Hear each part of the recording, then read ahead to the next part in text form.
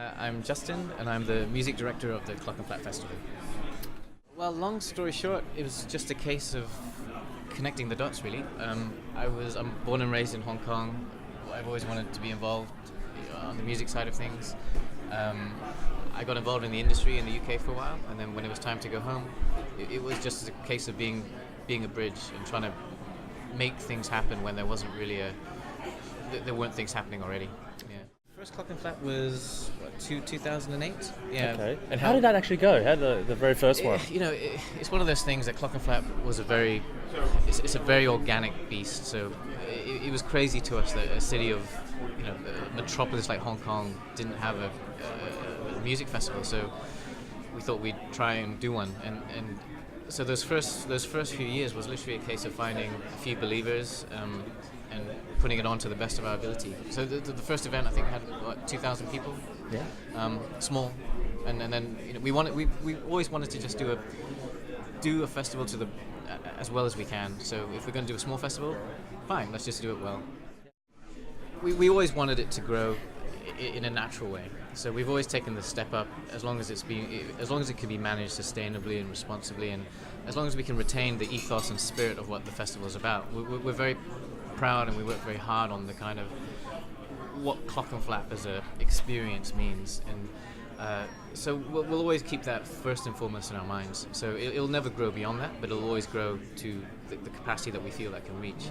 So this year, we're very excited that we're going to be hopefully bigger and better. We're going to a 3-day event this year. We're expecting somewhere around 25,000 people coming, so it's all moving in positive directions. Let's talk about the site actually, because it's a stunning site you had last year. So can you talk about the West Kowloon Promenade? Sure. We're just incredibly blessed and very fortunate that we were able to make use of the site.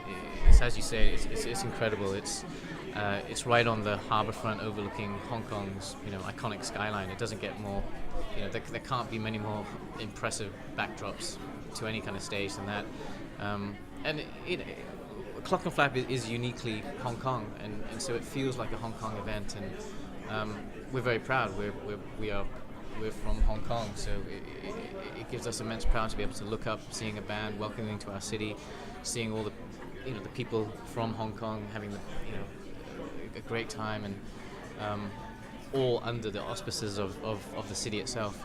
It has a lot of resonant meaning to us, kind of beyond the music.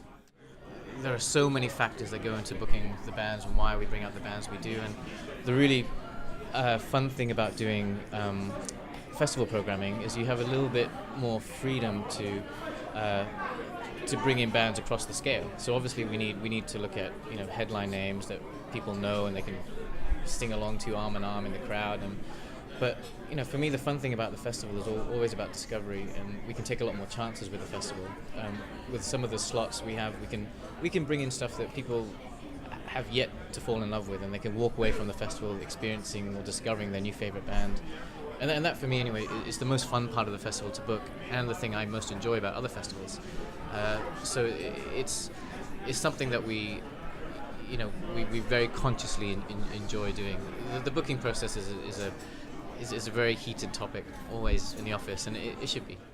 There's different things you get out of different festivals. So things like Glastonbury I've been going to for many years now, and that's just another world. You're immersed in a whole other world, and for me personally, that can be a bit too much.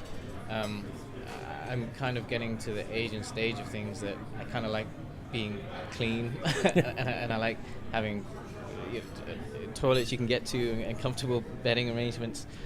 So there are festivals that cater for that, and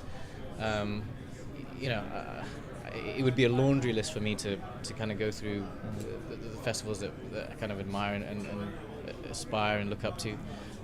But certainly festivals in Asia that are of note that I've enjoyed, things like Fuji Rock is an obvious one. Urbanscapes down in Malaysia is a wonderful festival that has a great community feel. There's some fantastic events in China. Indonesia is always, an incredibly inspiring place in terms of music. The Philippines has wonderful festivals, large-scale festivals. Too many to name. Too many to mention. Do you see China as a growth opportunity for Clockenflap or your organisation in general? Sure. Yeah, absolutely. I mean, China is the big growth potential market. Really, the question is when. Really, not so much if anymore. I don't think. Um, for for us in Clockenflap, we're going to very much concentrate on what we have in Hong Kong, really cementing that first, and then we'll look to kind of creating satellite events or bringing the brand around the region a bit more. We're having conversations with people in China all the time, but the key for us is kind of finding the right partners. China operates in a very different way to Hong Kong, and you need local expertise. There's a few names that are confirmed that we're very excited about. It would be remiss of me to name them now. Though. I think our marketing and publicity team would probably chop my head off. But